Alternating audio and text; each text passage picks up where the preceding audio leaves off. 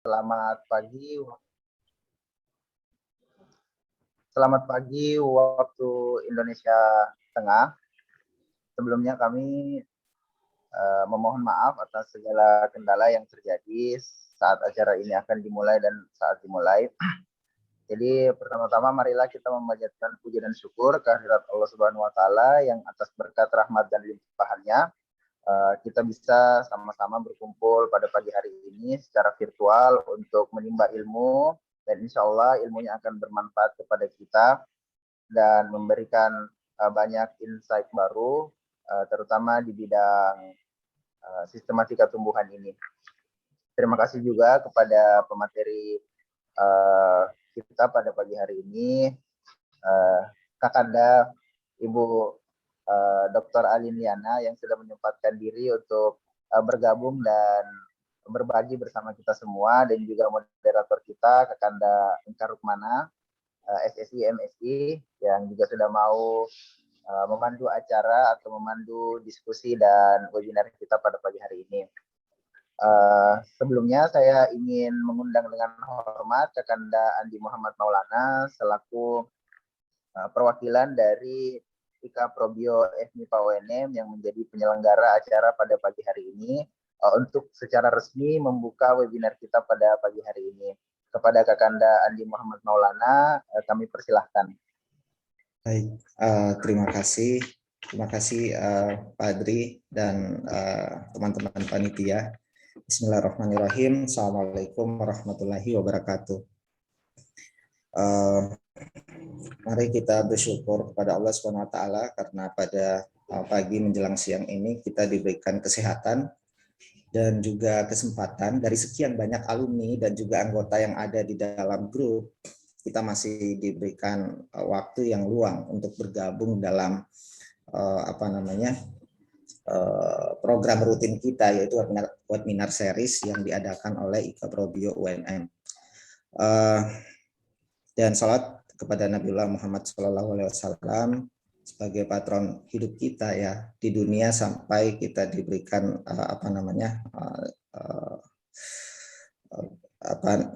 jalan keselamatan di akhirat nanti insya Allah.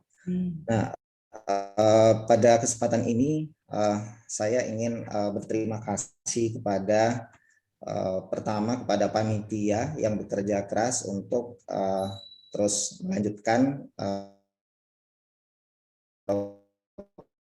yang kedua ya Pak Dri ya sudah yang kedua dan pada kesempatan ini kita mengundang Kakanda Dr. Alindiana SSI MSc. Beliau dosen di STKIP Pembangunan Indonesia di Makassar. Beliau juga alumni dari Biologi Universitas Negeri Makassar. Untuk memberikan beberapa pengalaman, juga ilmu serta sharing terkait dengan pengalamannya di bidang sistematika tumbuhan. Saya ucapkan terima kasih kepada Kakanda Alin dan juga kepada adik Engkar Rukmana, SPD MSI. Ini juga alumni Biologi Universitas Negeri Makassar di program ICP, kalau ya saya benar sih, program ICP dan juga konsen di bidang tumbuhan. Ya, jadi bagi teman-teman yang memiliki ketertarikan untuk penelitian atau memang minatnya di biologi tumbuhan, saat ini adalah waktu yang tepat untuk kita saling berbagi di sini atau mendengarkan pengalaman-pengalaman dari pemateri ataupun moderator nantinya. Ini pasangan yang sangat ideal karena sama-sama concern di bidang tumbuhan atau sistematika tumbuhan. Juga pada kesempatan ini saya sampaikan terima kasih kepada Prodi Biologi tentunya yang selalu mendukung setiap kegiatan dari program kerja kami di IKA Probio. Terima kasih kepada Ayahanda Pembina IKA Probio dan juga Ketua Prodi khususnya serta Ketua Jurusan Biologi FMIPA UNM.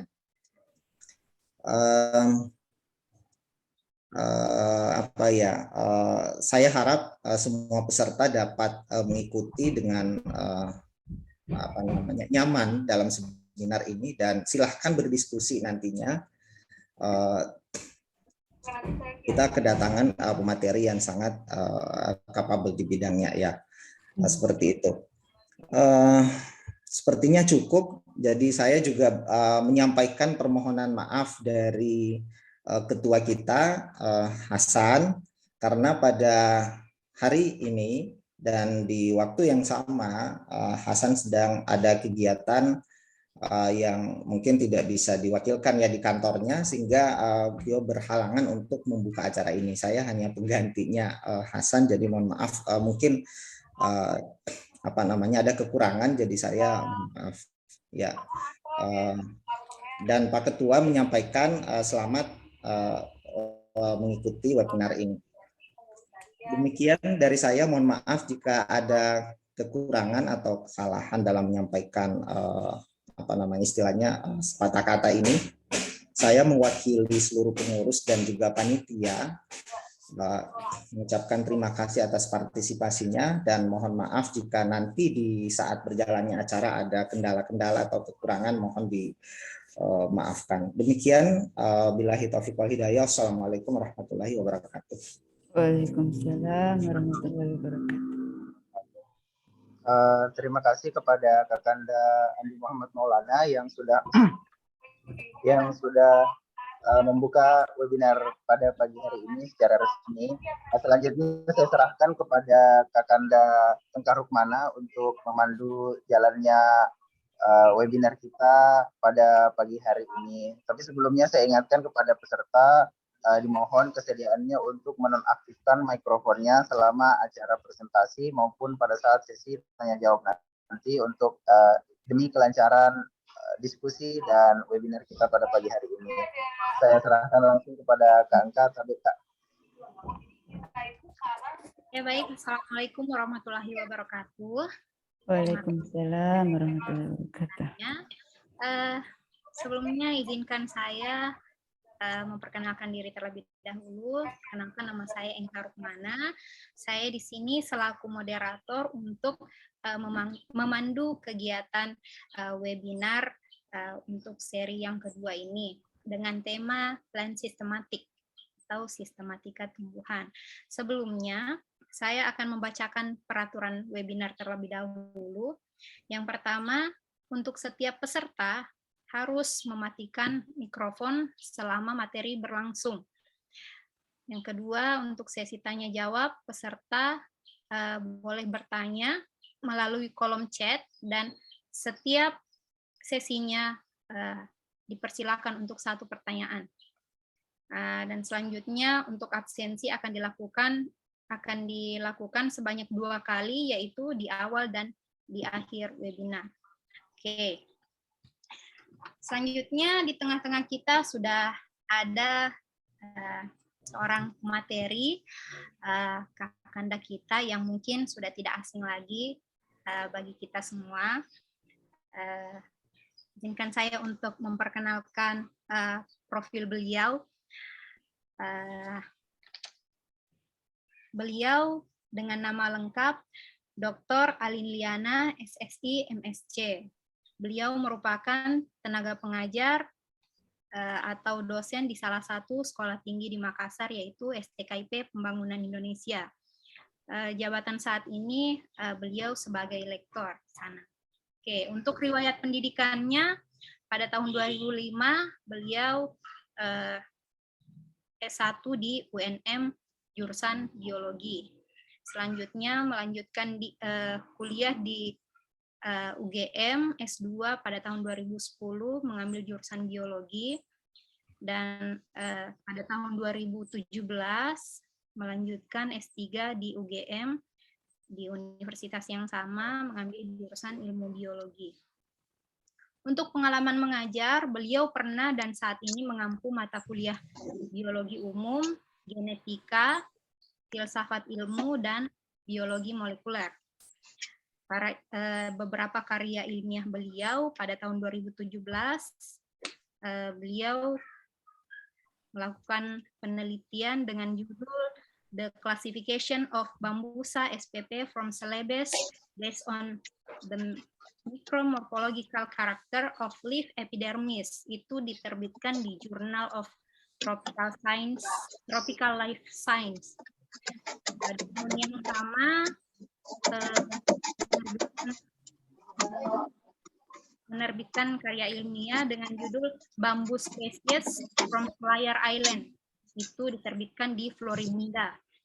Pada tahun 2019, beliau melakukan penelitian dengan judul Identifikasi Tumbuhan Paku di situs wisata air terjun Bantimurung. Itu diterbitkan di Celebes Biodiversitas. Pada tahun 2021 ada penelitian mengenai polymorphism and phylogenetic relationships in bamboo. Itu diterbitkan di Springers. Oke, itu tadi hanya beberapa penelitian dari beliau dan masih banyak penelitian tentang pendidikan lainnya. Oke, untuk mengefisienkan waktu, langsung saja saya serahkan kepada Ibu Dr. Alin Liana untuk membawakan materinya. Kepada Ibu Alin, disilakan. Ya, baik, terima kasih. Engka ya, kalau saya Engka ini mudah sekali saya sampai dipanggil ibu. Aduh, jauh sekali ya. Iya, nggak apa-apa ya, memang ibu-ibu, anaknya 3 gitu ya, jadi wajar kalau dipanggil ibu. Baik, kalau saya nggak mau dipanggil ibu berarti saya menolak tua gitu. Baik. Assalamualaikum warahmatullahi wabarakatuh. Ya, yang saya hormati, saya banggakan pengurus IKA Biologi UNM. Ini saya sangat berbangga karena akhirnya ada IKA Biologi ya. Sebelumnya saya tidak tahu itu di IKA-nya siapa, saya juga kurang paham. Nah, yang saya hormati selanjutnya adalah panitia. Betul yang disampaikan Adinda tadi, Muhammad Maulana, kalau panitia itu sudah bekerja dengan keras. Ini Ika, mana Ika ya? Ika tidak ada suaranya. Ika itu menghubungi, ya siapa ya yang menghubungi saya namanya itu? Untuk kesediaan menjadi pemateri itu sudah sejak kapan itu ya saya dihubungi, tapi baru bisa join untuk mengisi itu sekarang, baru dealnya sekarang. Jadi saya mohon maaf untuk kesediaan waktu yang sangat terbatas. Selanjutnya saya berterima kasih juga kepada panitia lagi yang sudah mempercayakan untuk plan sistematik ini saya bawakan. Jadi sebenarnya bukan ahli ya, bukan pakar, tetapi sekedar pernah atau beberapa kali melakukan penelitian sistematika tumbuhan. Jadi dalam hal ini kalau dilihat dari mata kuliah saya umumnya itu adalah mata kuliah genetika atau biologi molekular. Itu karena basicnya memang sebetulnya adalah ke arah biologi molekular. Tetapi karena saya menggunakan model tanaman sehingga kemudian malah nyerempet ke sistematik. Akhirnya kemudian lebih banyak sistematiknya gitu. Jadi hari ini saya coba sharing-sharing ya, kita coba sharing apa yang sudah pernah saya lakukan di dalam mengidentifikasi tumbuhan, kemudian nanti kita bisa saling sharing lah apa yang sudah pernah adik-adik juga lakukan dalam melaksanakan penelitian sistematik seperti ini. Saya sapa juga semua peserta pada hari ini. Terima kasih sudah bergabung bersama IKA Probio UNM untuk mengikuti webinar kita yang kedua. Saya coba share screen ya.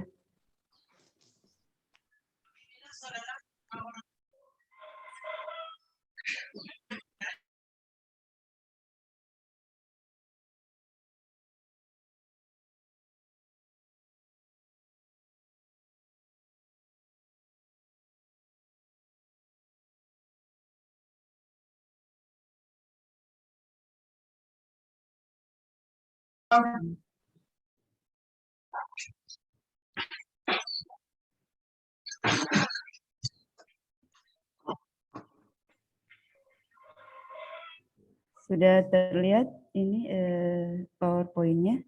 Ya.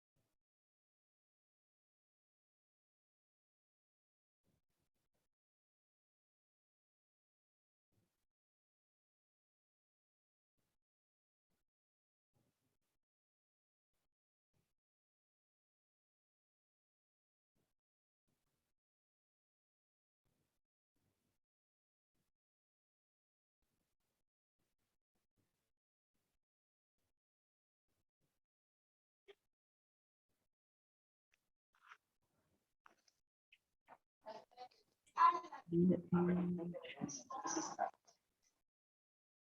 Iya. Oke, sebentar.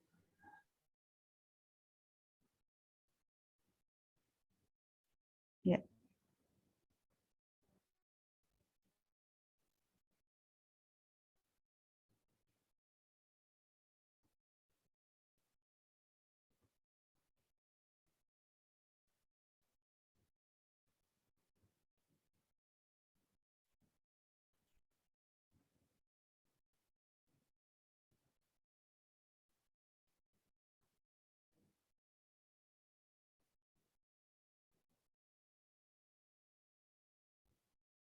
Ini terlihat enggak, Adik-adik? Belum ya? Tidak, Pak. Belum. Sudah? Oh, belum. Berarti ini keluar lagi tadi.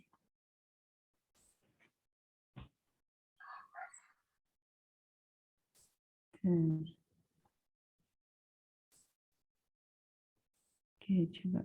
Oke. Ini sudah barangkali. Sudah kelihatan, Kak? Ya, sudah? Ya, sudah kelihatan. Oke, tapi ini kalau full screen tidak dapat ini. Ya, kita mulai ya. Jadi ini penelitian saya lakukan pada tahun 2013, kurang lebih 9 tahun yang lalu. Jadi mulainya, jadi saya mulai itu 2013. Kita mulai waktu itu dengan melihat-lihat koleksi yang ada di Herbarium Bogoriense pada saat itu. Jadi koleksi-koleksi di sana itu memperlihatkan bahwa koleksi bambu yang ada di Indonesia yang tersimpan di Herbarium Bogoriense itu yang paling banyak adalah yang dari Sulawesi Utara. Sulawesi Utara pun itu di pulau satelitnya, yaitu Pulau Sangir pada saat itu, Pulau Sangihe ya. Kemudian sementara itu di sisi lain saya sendiri pernah melihat ada banyak ragam model bambu yang ada di Selayar. Jadi ini di Pulau Marginal juga. Pada saat itu saya ingin meneliti apa saja keanekaragaman bambu yang ada di Selayar. Saya mau tahu, masa ini ada bambu seperti ini, seperti ini, seperti ini, masa semuanya bambusa gitu. Jadi setelah kita singkat cerita, setelah itu saya melihat apa namanya sekitar ada 7 ya. Jadi kalau pakar pada saat itu menyampaikan ke saya, itu kayaknya ada sekitar 7 kalau di Selayar begitu. Oh ya sudah. Tapi kalau itu untuk disertasi sepertinya kurang gitu. Jadi tidak diterima. Waktu itu proposal saya jadi identifikasi keanekaragaman jenis bambu di Pulau Selayar itu tidak diterima. Katanya terlalu sempit kalau cuma Selayar. Terus saya bilang kalau di pulau marginal lain itu mungkin tidak sebanyak di Selayar. Kalau saya mencari data di Kapota, kalau misalnya ada yang tahu Kapota itu sekitar Buton, Sulawesi Tenggara situ ya, Kapota itu. Itu banyak bambunya tapi kurang ragamnya. Jadi ada bambu misal kalau pada saat itu kita dapatnya di sana itu jenis Sisostachium dan rata-rata Sisostachium. Kemudian kalau misalnya kita ke Banggai Banggai juga prediksinya paling sekitar tidak sampai 10 lah begitu. Jadi terus bagaimana dong? Ternyata pada saat itu saya diminta, oh kalau begitu seluruh Sulawesi saja. Saya bilang ini namanya senjata makan tuan. Kita maunya yang apa ya, yang sederhana lah. Maksudnya kita kan bisa fokus di satu pulau, kemudian kita tinjau dari banyak aspek. Kalau dulu ya kita melihat aspek taksonomi itu kan banyak ya, di sistematik itu kan banyak pendekatan-pendekatan yang kita pakai. Tidak hanya menggunakan satu pendekatan, bisa berbagai macam pendekatan. Tapi tetap saja katanya itu masih sedikit, diperluas lagi. Akhirnya jadilah deal satu pulau Sulawesi ditambah pulau marginalnya.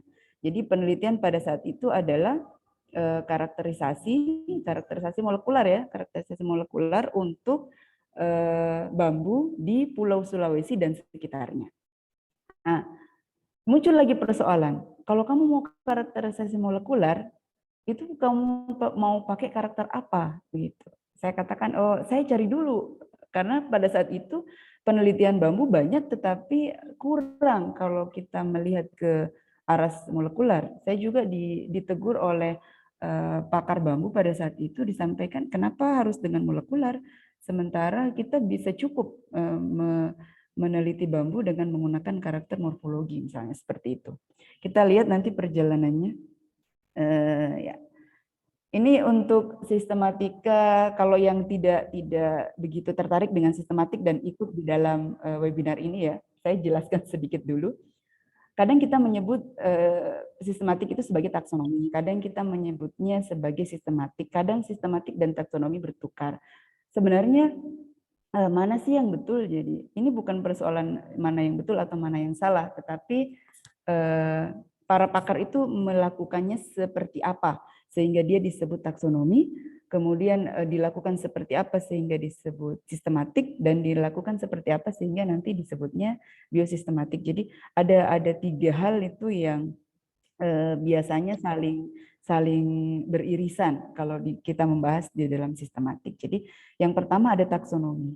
Dari ketiga istilah ini, taksonomi adalah yang paling klasik. Yang paling awal itu kita disebutnya sebagai taksonomi. Dia memang mempelajari tentang dasar, prinsip, kemudian aturan dan prosedur di dalam klasifikasi. Jadi itu yang kita pelajari di dalam taksonomi. Nah, kalau itu sudah menyangkut kepada deskripsinya, identifikasinya, kemudian tata namanya, nah kemudian dimasukkan ke dalam klasifikasi sampai kemudian tiba di binomial nomenklaturnya, itu disebut sebagai sistematik. Nah, bahkan ada yang menyambungnya sampai pada konstruksi pohon filogeni. Ini nanti jatuhnya ke sistematika molekular. Biasanya seperti itu. Kalau kita berbicara tentang fenetik atau apa ya, morfologis, itu biasanya hubungan kekerabatannya fenetik. Kalau misalnya kita berbicara molekular, baru hubungan kekerabatannya disebut sebagai filogenetik. Nah itu. Kemudian yang istilah yang ketiga adalah biosistematik. Nah, biosistematik nanti kalau ini sudah dihubungkan dengan kondisi populasi. Kalau tadi sistematik kita melihat individual, kalau ini kita melihat populasi. Ada hubungan dalam populasi, ada hubungan secara genetik, ada juga secara ekologis, kemudian atau sitologis. Jadi berdasarkan kajian buku dari Singh ya, Singh itu pakar sistematik, jadi di sana juga dijelaskan secara panjang lebar tentang batasan-batasan taksonomi, sistematik, dan juga biosistematik. Perkenalan saja. Mohon maaf Ya. Kak, ini mungkin slide-nya tidak bergerak Kak. Jadi tetap yang slide pertama yang muncul. Oh begitu. Iya. Bagaimana ya ini ya? Di tempat saya berubah, jadi gimana dong? Gimana ya yang full screen-nya? Ini full screen ya ini ya? Atau saya keluar saja dari full screen? Tidak full screen ini Kak. Oh begitu. Bentar. Iya. Ini di tempat saya full screen. Ya untung disampaikan. Di situ tidak ya? Saya stop share dulu ya. Kita coba kembali dulu. Oke, gimana ya?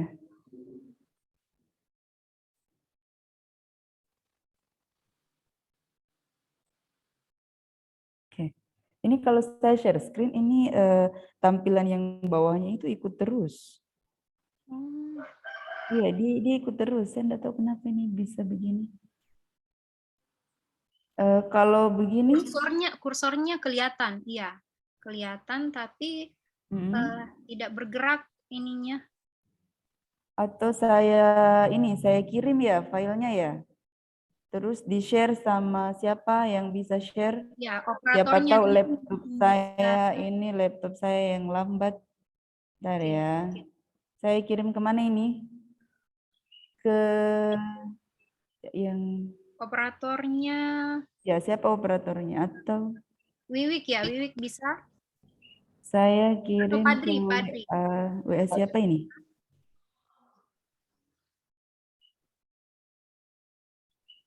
Tolong Padri bisa WA saya, nanti saya kirim langsung ke WA-nya. Oh iya. Oke, supaya bisa jalan ini slide-nya.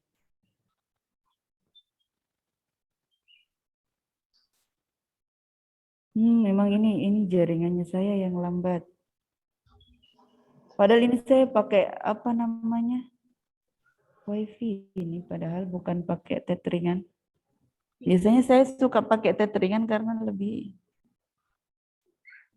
stabil. Oh iya, ini saya dikasih tahu malah.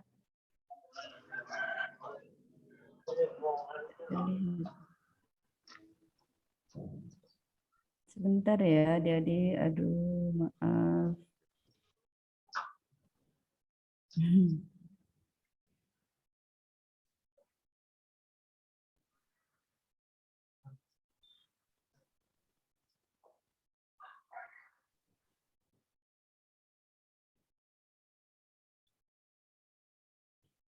Oke, Padri sudah WA saya?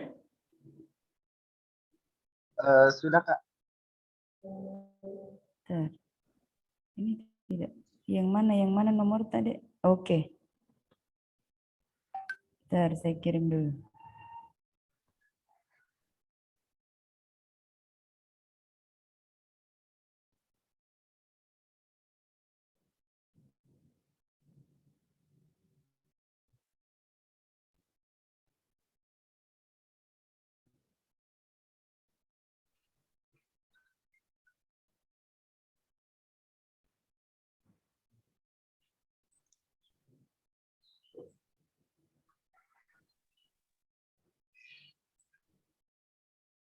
Oke, sudah saya kirim ya. Lagi sementara muter-muter.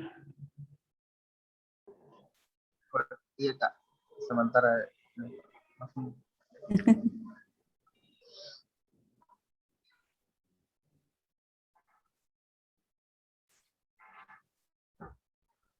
Oke, sudah. Sudah ada. Ya, download dulu Kak. Iya.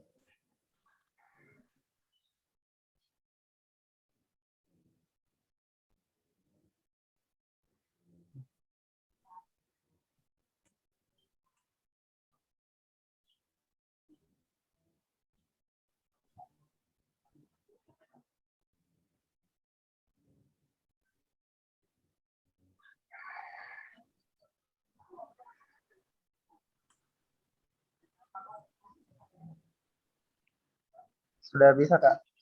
Oke.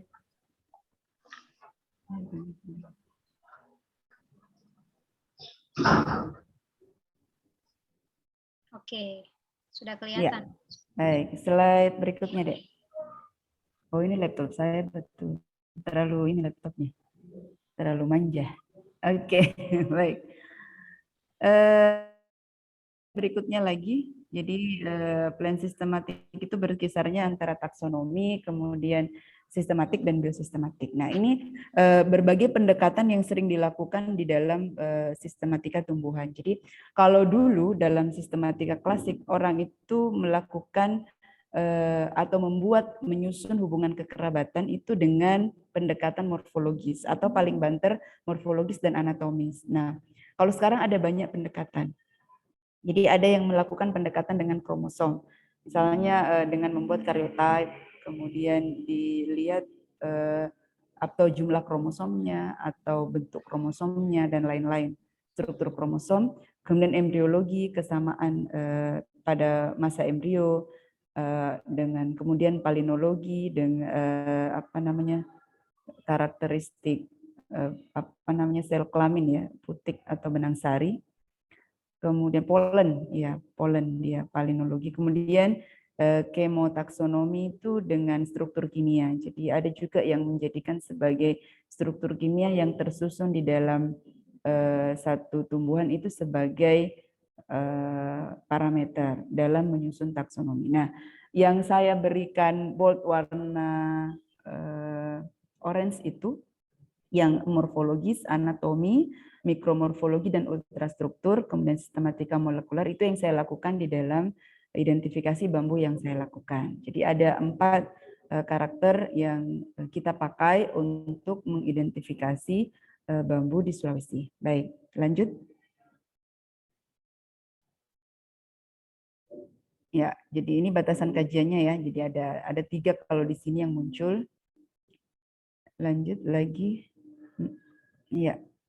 Jadi batasannya itu yang pertama adalah morfologis. Kalau yang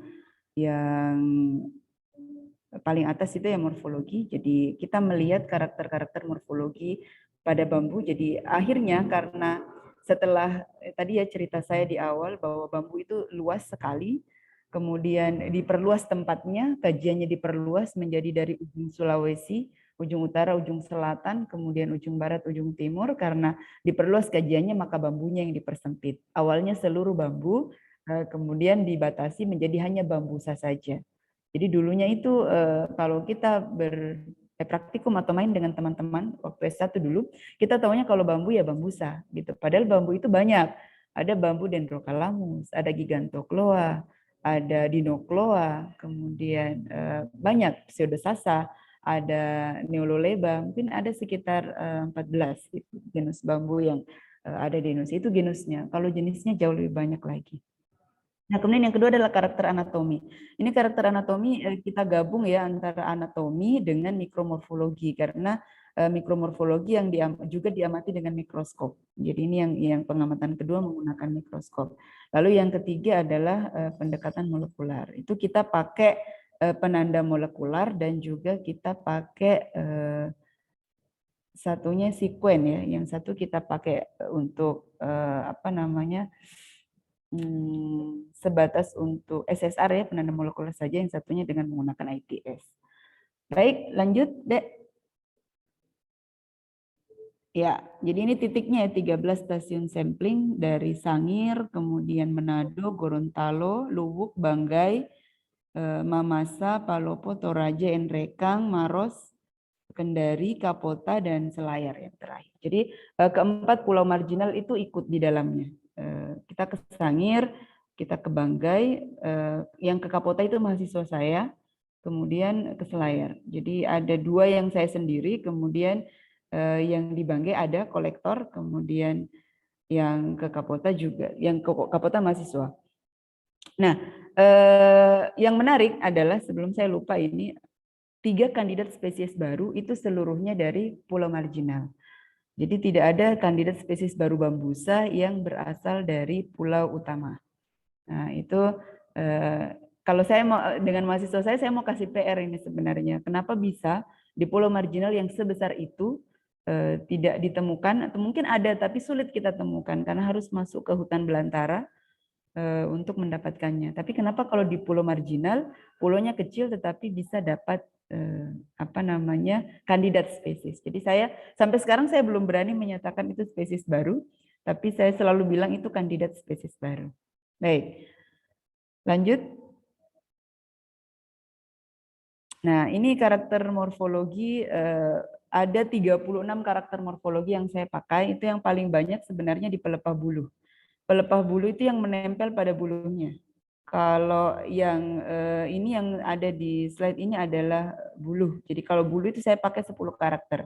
Sisanya itu karakter percabangan, karakter daun, kemudian karakter rebung. Jadi kalau karakter rebung ini yang sulit karena harus musim sudah lewat musim hujan tetapi belum masuk musim kemarau. Bagaimana itu? Musim pancaroba.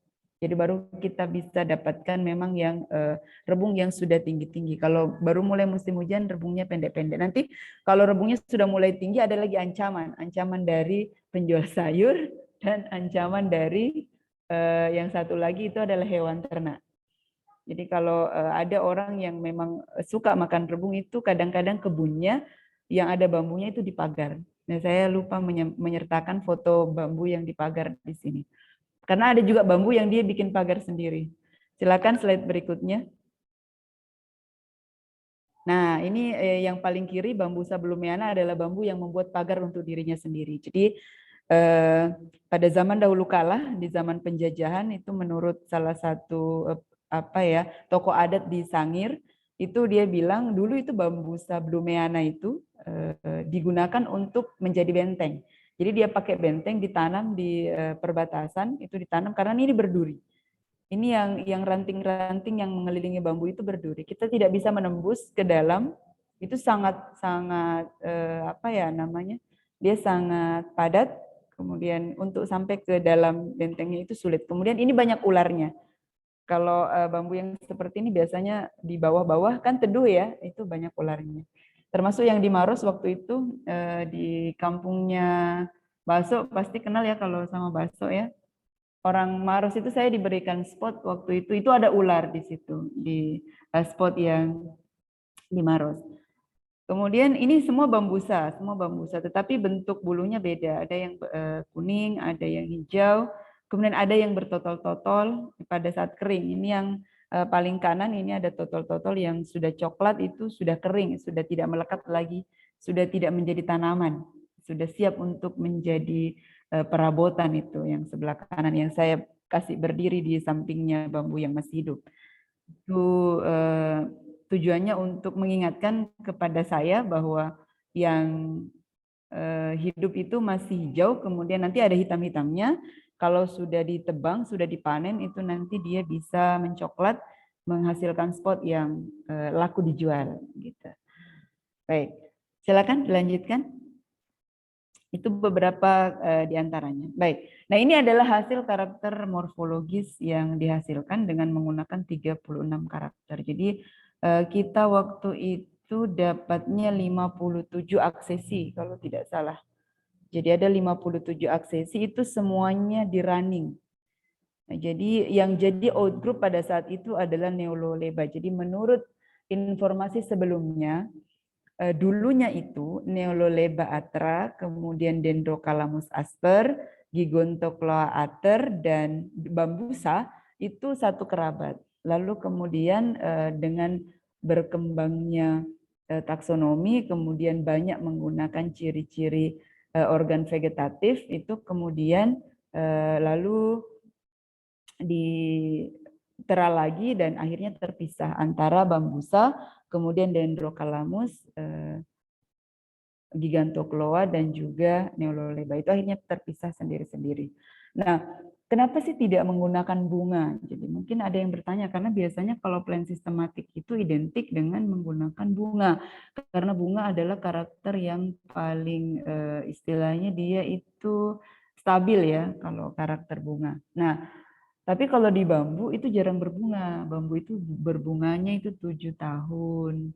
Nanti ada yang sampai puluhan tahun baru bisa berbunga. Jadi kalau saya mau penelitian bambu untuk menunggu satu jenis bambu setelah 7 tahun itu enggak akan selesai-selesai. Jadi inilah yang terjadi. Jadi dari 57 aksesi ini adalah hasilnya berdasarkan karakter morfologi. Jadi kalau di sini bisa terlihat bahwa Neololeba, Dendrocalamus, kemudian yang menjadi kandidat spesies baru yang bull ya, tandanya itu bull di atas itu dia terpisah dari bambusa yang lain. Tetapi yang di dalam seperti yang warna merah di bagian bawah itu talam batu ya. Nah, itu masih tergabung dalam satu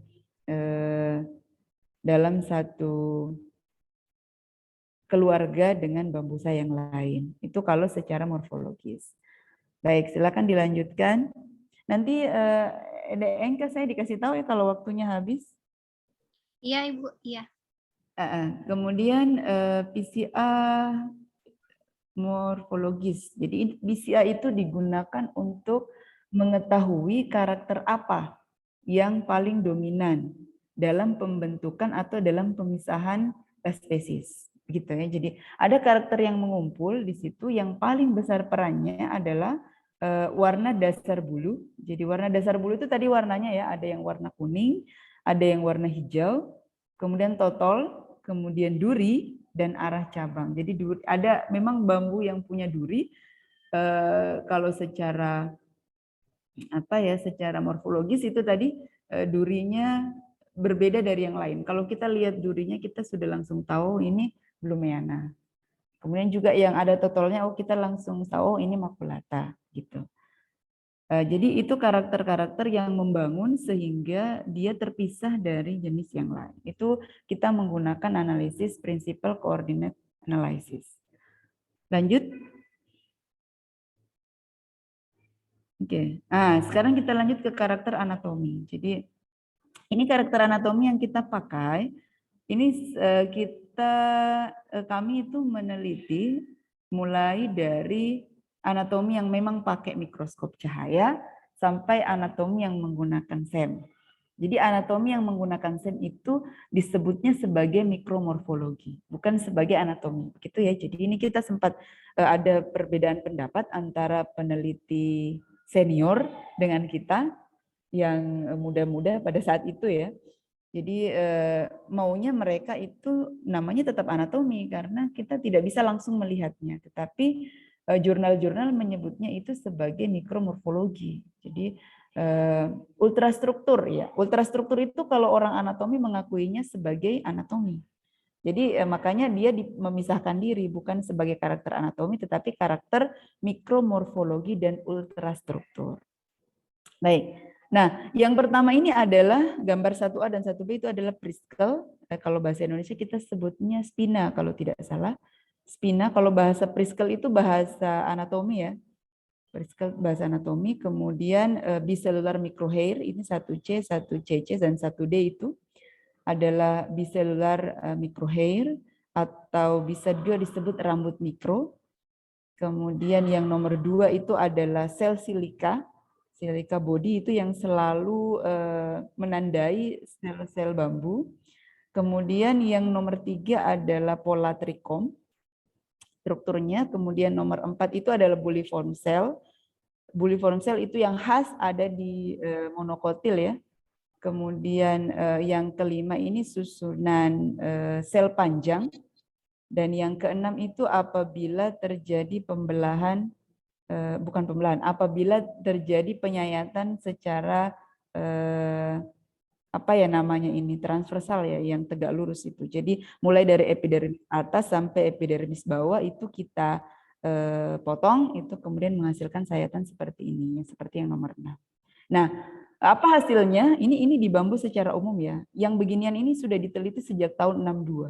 Jadi ada Wu namanya, itu pakar bambu dari sisi anatomi, itu beliau sudah melakukan, namanya Wu ya. Iya, cuma Wu kalau tidak salah namanya. Itu dia melakukan penelitian ini dari tahun 1962. Jadi ini adalah struktur yang dia temukan. Jadi dia gambar tangan sepertinya ini, yang dia temukan pada sampel yang diamati. Sekarang kita lihat yang kita temukan di bambu-bambu Sulawesi seperti apa. Silakan dilanjut. Nah, kalau ini kita pakai SEM dulu ya, ini yang menggunakan SEM. Di epidermis atas. Di epidermis atas kita ambil sampel Bambusa blumeana. Kenapa saya ambil blumeana? Karena di sini saya menemukan trikoma. Trikoma namanya petlet hair yang seperti piring sebelah kiri seperti cakram.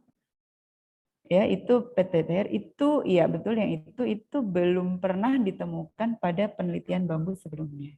Ya, jadi ini pertama kali ditemukan pada bambu trichom petlet hair. Jadi ini publikasinya paling banyak disitasi orang. Kenapa? Karena memang apa ya, karakter yang memang sudah ada di apa namanya ya, di tumbuhan pengetahuan itu sudah diketahui bahwa memang ada banyak jenis trichom termasuk trichompted hair. Tetapi ini sepertinya kalau pada saat itu pertama kali ditemukan pada bambu menggunakan SEM. Jadi kalau di penelitiannya tadi Wu itu yang dia temukan hanya yang 1 sel dan 2 sel, kalau ini multisel. Dia bersifat multiseluler, berbentuk cakra. Nah, kalau yang di sampingnya itu bicellular microhair. Tadi ada ya yang di penelitiannya Wu itu ada, kemudian SB itu silica body, ini dalam penampakan SEM, kemudian stomata yang di sebelah kanannya lagi, kemudian yang di bawah LC itu long cell, sel panjang ya yang ada di dalam sel bambu. Baik, itu kalau penampakan di bawah mikroskop elektron, scanning elektron mikroskopi ya kalau kita mau mengamati mikromorfologi. Lalu yang di bawahnya lagi, lanjut, itu adalah epidermis bawah. Epidermis bawah itu rame. Lanjut, epidermis bawah.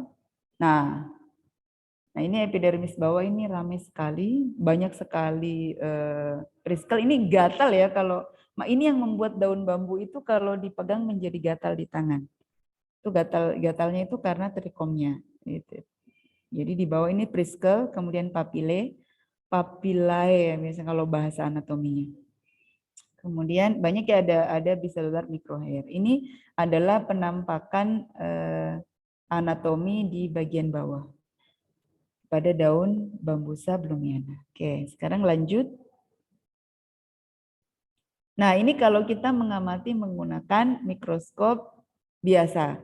Mikroskop, waktu itu mikroskop apa ya? Mikroskop apa ya yang seperti banyak digunakan? Optilab ya? Iya, Optilab betul. Saya dibantu dengan Optilab pada saat itu untuk mengamati ini. Nah, ini epidermis bawah daun Bambusa blumiana. Ini lumayan. Kita sayat biasa karena kalau kita menggunakan perlakuan itu sering terlalu tebal. Kalau terlalu tebal ini tidak bisa kita amati dengan baik. Jadi harus yang tipis sekali dan itu sangat sulit didapatkan untuk daun bambu yang di bagian permukaannya sudah sangat kasar. Jadi itu daun bambu permukaannya kasar sekali karena banyak trichom. Jadi untuk mendapatkan permukaan seperti ini bisa diamati itu sangat sulit. Jadi mungkin kalau dilihat kotor sekali. Jadi ini preparatnya kotor, tidak seperti pada preparat yang menggunakan SEM tadi. Nah ini sama ya, strukturnya sama, hanya kita mengamati dengan model yang berbeda. Yang satu dengan SEM, yang satu dengan mikroskop biasa.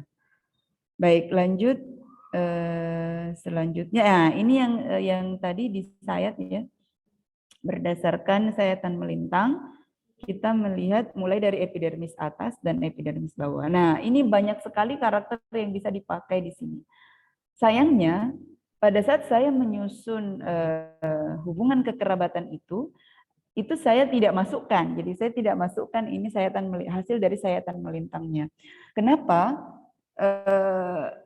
Jadi ini karakter tambahan. Jadi penasaran pada saat itu penguji saya penasaran.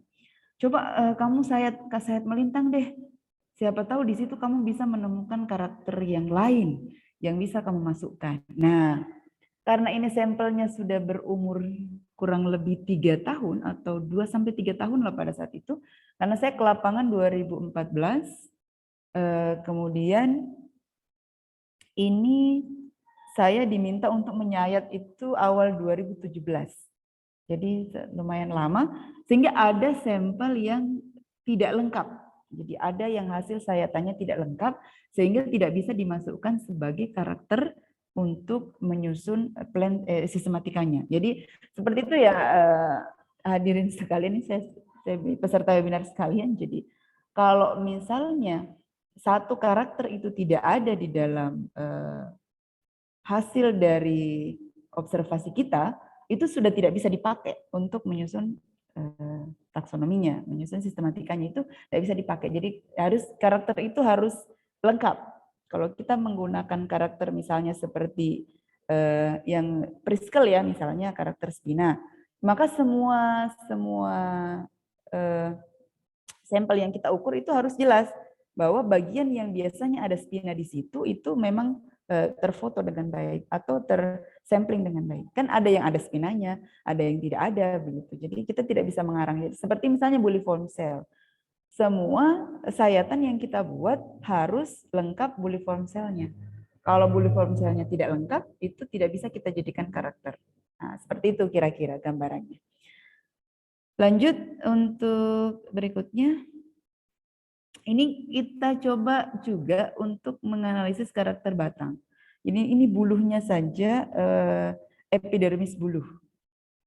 Jadi epidermis buluh ini kita coba untuk berikan perlakuan. Ini lumayan ribet untuk mendapatkan sayatannya. Tetapi kalau sudah terbiasa untuk mengambil sayatan itu mudah. Tetapi pewarnaannya mungkin ini pewarnanya terlalu tebal atau seperti apa sehingga yang nampak mungkin seperti ini. Nanti kalau kita sudah sering melihat sayatan dari preparat dari buluh epidermis buluh itu baru bisa ketahuan, oh ini stomata, kemudian ini sel silika, ini sel panjang seperti itu. Jadi ini sekitar 6 kalau tidak 8 karakter. Jadi tapi sebagiannya itu kuantitatif ya ukuran. Misalnya ukuran long cell, kemudian ukuran dari sel silika, kemudian jumlah stomata yang ada di sekitarnya berapa begitu. Seperti itu. Jadi yang berkaitan dengan hal-hal yang sifatnya kuantitatif. Lanjut. Nah, ini temuan ya. Oke, sudah saya sampaikan tadi. Jadi ini temuan yang saya sampaikan tadi yang belum ada kita lihat di penelitian bambu sebelumnya. Oke, lanjut. Nah, ini. Nah, kalau dendrogram anatomis, nah ini. Dendrogram anatomis itu memang sudah meletakkan bambusa itu pada satu keluarga. Jadi mereka berdekatan posisinya. Berdekatan semua, jadi Neololeba, jadi dilihat dari Neololeba, kemudian Neololeba atra ya, Bulobati ini kandidat spesies, Talam batu kandidat spesies. Nah, yang Kaleng ohose itu juga kandidat spesies, tapi dia terlepas sendiri keluar.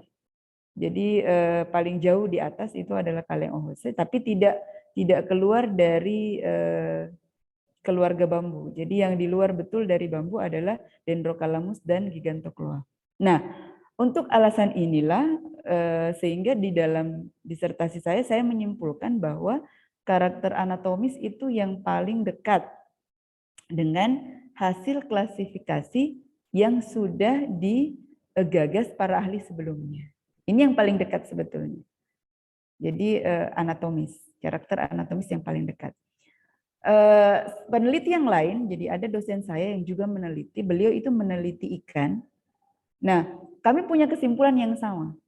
Jadi beliau juga karakternya itu karakter anatomis yang paling, jadi anatomi hewan itu yang paling dekat dengan yang sudah disampaikan oleh peneliti sebelumnya dari aras sistematika morfologis. Ya, gitu. Lanjut. Oke, ya ini PCA sama dengan morfologis tadi ya, PCA, Principal Coordinate Analysis.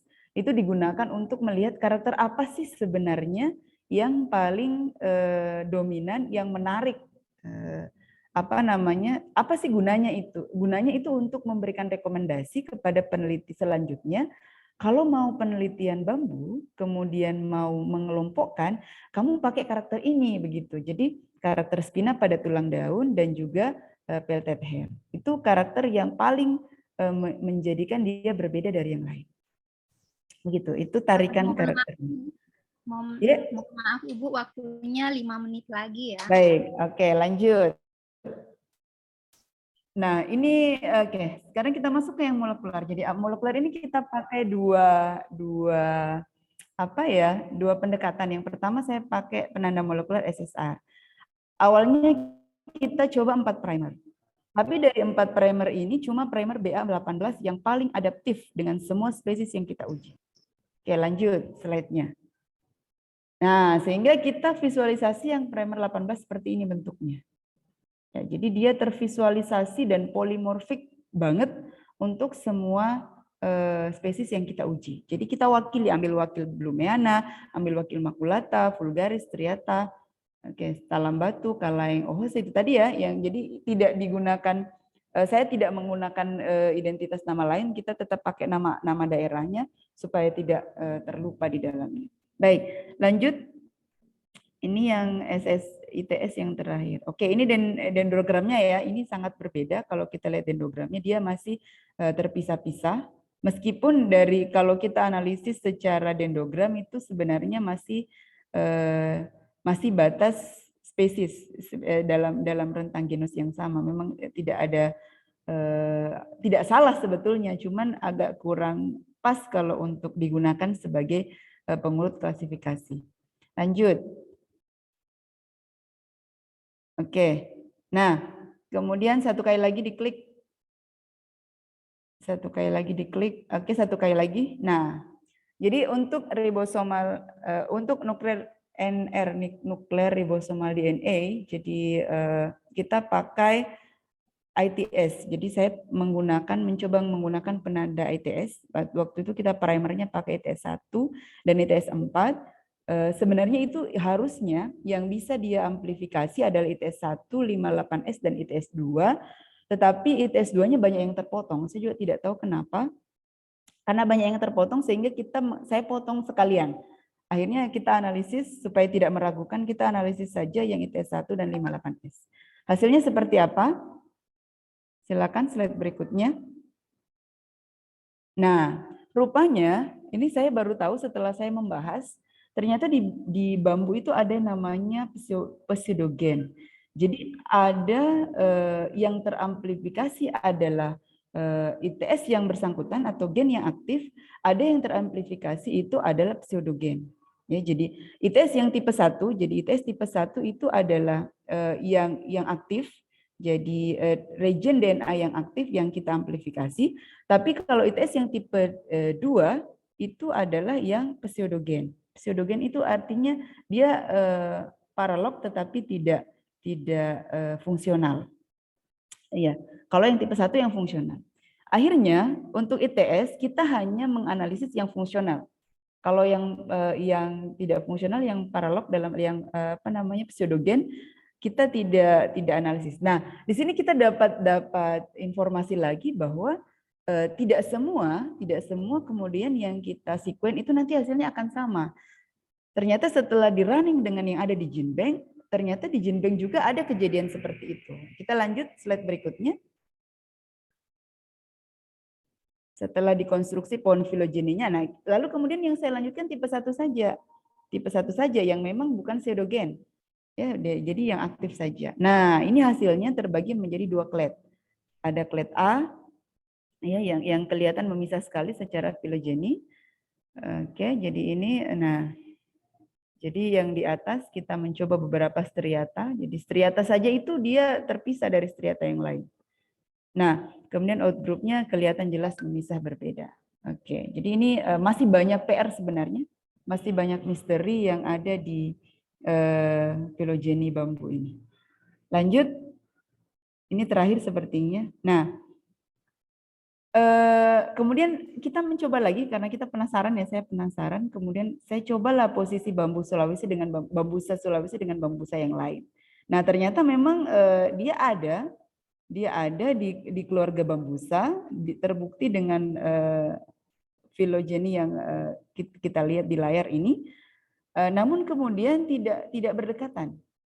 Jadi ada satu sekuen yang kita hasilkan juga, satu pohon filogeni, itu nampak bahwa kalau misalnya kita beda daerah, beda negara yang melakukan penelitian itu berbeda juga. Jadi dia mengelompok dengannya sendiri. Nanti mengelompok misalnya Cina dengan bambu Cina, kemudian bambu Indonesia dengan bambu Indonesia. Jadi sepertinya faktor ekologis itu sangat berperan di dalam pembentukan pohon filogeni dari bambu itu sendiri. Ya, saya kira itu habis ya kayaknya. Yang terakhir, baik, terima kasih. Jadi itu sharing dari saya hari ini, teman-teman sekalian.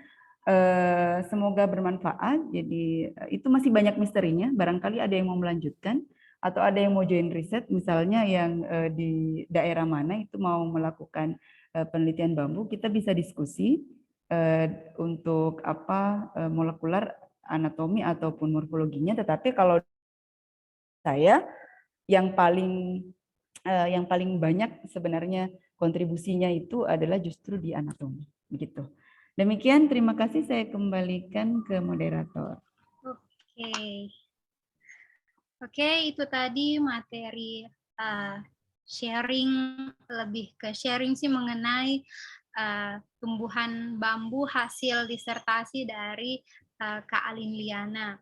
Oke, selanjutnya kita akan beralih ke sesi tanya jawab. Tapi sebelum masuk ke sesi tanya jawab, saya ingatkan kembali kepada teman-teman sekalian untuk melakukan absensi, mengisi absensi di kolom chat yang sudah di-share oleh operator. Oke. Sekarang kita lanjut ke sesi tanya jawab. Saya persilakan kepada teman-teman yang ingin mengajukan pertanyaan, boleh silakan mengajukan satu orang satu pertanyaan.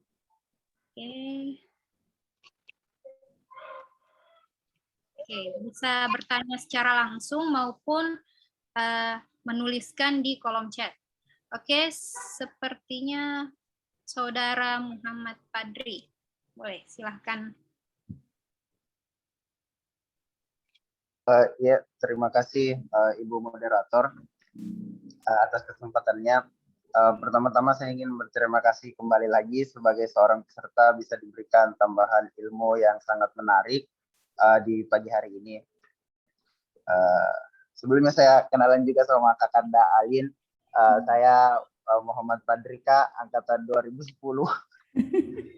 Iya. Sama seperti Kak Alin, setelah 2015 juga sudah sangat jarang dan hampir tidak pernah lagi ke kampus. Sehubungan dengan materinya Kak Alin, saya sangat tertarik karena kebetulan saya juga kerja dengan klasifikasi, kerja dengan sistematik di tanaman juga, tapi cuman di bidang yang lebih mikroalga lebih tepatnya. Yang ingin saya tanyakan Kak adalah seperti yang Kakak paparkan tadi, bahwasanya kedekatan anatomi dan kedekatan morfologi itu jauh lebih menggambarkan bagaimana susunan taksonomi yang sudah ada dan dirancang oleh peneliti-peneliti sebelumnya dibanding dengan apabila kita menggunakan pendekatan marka molekuler atau primer dan sequencing yang kita belas lalu dilihat dengan mungkin dengan NCBI dan lain sebagainya. Yang ingin saya tanyakan Kak, apakah mungkin faktor kecenderungan seperti ini itu dikarenakan oleh peneliti-peneliti sebelumnya memang lebih fokus kepada ya kita lihat morfologinya saja, kita lihat anatominya saja, pendekatan-pendekatan molekulernya mungkin sudah baru muncul sekitar 20 atau 30 tahun terakhir, sedangkan seperti tadi yang Kakak bilang, Bu, itu sudah dari 1960-an, jadi mungkin pendekatannya seperti itu Kak. Apa benar atau mungkin ada alasan lain kenapa ahli-ahli mengelompokkan misalkan bambusa ke dalam satu clade atau satu grup yang sama? Dan mungkin pertanyaan saya yang kedua Kak, apa tindakan lanjut Kakak terhadap calon novel spesies yang Kakak temukan? Apakah Kakak mau melanjutkan kepada penelitian morfologi yang lebih in-depth atau lebih tertarik kepada mikromorfologi dan anatomi, atau mungkin Kakak mau langsung masuk ke whole genome sequencing seperti yang pendekatan-pendekatan yang sudah dilakukan oleh misalkan teman-teman di mikroalga atau fungi atau jamur, mengingat kebanyakan kalau di mikrobiologi kan kita setelah dapat misalkan 16S rRNA-nya di bawah 97%, langsung whole genome sequencing, terakhir baru kayak kimiawinya seperti apa dan morfologinya seperti apa. Kalau di bambusa kakak mau arahkan kemana, langsung ke molekuler atau ke anatomi atau fisiologi? Mohon maaf Kak kalau berbelit-belit, terima kasih atas Iya. Bagaimana enggak langsung? Mana ini Mbak moderator?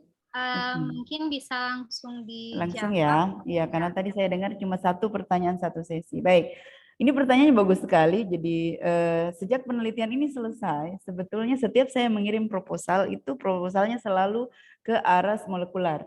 Kenapa? Saya penasaran. Gitu. Orang-orang dari bidang lain itu selalu sukses dengan pendekatan molekular. Kenapa ini kok bambu lain ya? Jadi kenapa bambu ini lain gitu? Dia sudah didekati dengan apa namanya? Oke lah kalau marka ya, kalau misalnya besar masih kurang dapat, oke lah karena ini memang dia hanya primer pendek. Tapi kalau ITS kan itu sebenarnya cukup conserve sebetulnya. Tapi ternyata di bambu malah ada pseudogen. Jadi ada marka yang apa namanya? Ada yang fungsional, ada yang tidak rupanya, dan itu didapatkan oleh peneliti lain juga. Jadi sekarang saya juga penasaran kan kalau misalnya dia pseudogen, apakah dia tidak muncul? Ternyata ada, malah dimasukkan ke gene bank. Lalu kemudian ada yang membuat reviewnya sekitar tahun 2012 itu direview, dan ternyata memang setiap negara, jadi kalau mereka melakukan penelitian itu ada saja yang dia dapatkan itu tidak bersama dengan yang lain. Tidak bersama dengan yang lain. Artinya dia ada pseudogen yang teramplifikasi seperti halnya ITS yang saya lakukan. Sehingga saya maunya justru ke kloroplas. Jadi itu DNA kloroplas kan konon tRNL, itu kan konon itu lebih stabil lagi gitu. Jadi saya maunya seperti itu, tapi sampai sekarang belum terlaksana karena belum pernah dapat ini kesempatan untuk bisa meneliti itu lagi. Itu yang pertama. Kemudian tadi kenapa apa ya yang morfologis dan anatomis justru lebih bisa menggambarkan sistematik yang sesungguhnya. Ini di bambu ya, di bambu, hanya di bambu. Kalau di yang lebih mikro sepertinya atau misalnya yang tidak mengalami pseudogen sepertinya bisa lebih ke arah molekuler kalau menurut saya, karena waktu lalu saya pernah penelitian virus tanaman juga, virus tanaman itu selalu kita tidak whole genome tapi selalu new species, dan itu dianggap memang lebih molekular itu lebih clear begitu. Hubungan kekerabatan yang didapatkan itu lebih clear. Tapi ini kalau di bambu saya melihat justru semakin didekati molekular semakin sepertinya dia minta lebih ke arah haplotype. Jadi lebih ke dia tidak melihat spesies itu sebagai entitas gitu. Jadi dia maunya memang aksesi. Itu jadi aksesi misalnya dalam populasi itu ada berapa aksesi yang kita temukan itu bisa berbeda-beda. Gitu maksud sepertinya kalau melihat model-model bambunya. Cuman saya belum sampai ke sana penelitiannya. Hanya saya menduga-duga seperti itu. Kalau didekati lagi lebih dalam ke molekulernya. Nah, tapi kalau yang kita bicarakan ke sistematik untuk ilmu, pengembangan ilmu, kalau mau melakukan sistematika bambu yang menemani morfologi, saya sarankan anatomi. Apalagi untuk peneliti. Kenapa? Tidak terlalu mahal, tapi kita bisa mendapatkan hasil yang baik. Jadi kalau di SEM itu saya menemukan modifikasinya. Jadi kalau ada yang mau penelitian anatomi bambu menggunakan SEM, boleh hubungi saya. Saya dapat metodenya. Itu secara tidak sengaja sebenarnya itu human error. Saya lupa mengangkat itu sampel, itu harusnya saya angkat pada pukul sekian, tetapi tidak saya angkat. Tapi ternyata gara-gara tidak saya angkat, justru dia ini clear, itu bersih untuk diamati di bawah mikroskop. Kadang-kadang penelitian kan begitu ya, salah justru benar. Yang kita lakukan benar tapi tidak dapat begitu. Nah, itu yang saya maksud tadi. Jadi ini tidak berlaku untuk secara keseluruhan, tapi di bambu sepertinya begitu. Nah, ada kecocokan antara morfologis dengan anatomis, tetapi belum cocok dengan yang molekuler. Kenapa belum cocok? Karena itu tadi di molekuler itu lebih detail kan melihatnya. Ya, belum begitu cocok karena dia melihatnya lebih detail dan lebih biosistematik lah kalau saya bilang. Tapi saya juga belum berani berasumsi terlalu jauh karena masih kurang panjang ini penelitiannya sebetulnya. Saya kira itu, Dek Padri.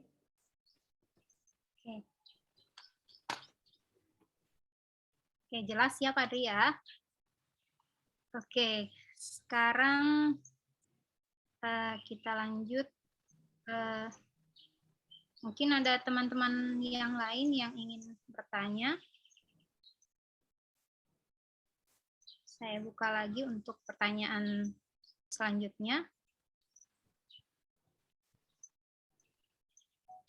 Ini menarik sekali ya tadi penelitian disertasi dari Ibu Alin mengenai tumbuhan bambu yang awalnya mau diteliti hanya di pulau marginal saja, tapi jadinya lebih ke seluruh pulau Sulawesi. Iya, itu zong itu kayak tersesat di jalan kebenaran itu. Iya. Betul. Tapi biasanya Bu, kalau misalnya semakin luas cakupan penelitiannya, itu akan semakin banyak lagi yang akan diungkapkan nanti di penelitiannya. Karya tulisnya, penelitiannya mungkin akan lebih banyak lagi. Iya, betul sekali. Itu jadi ribetnya juga banyak.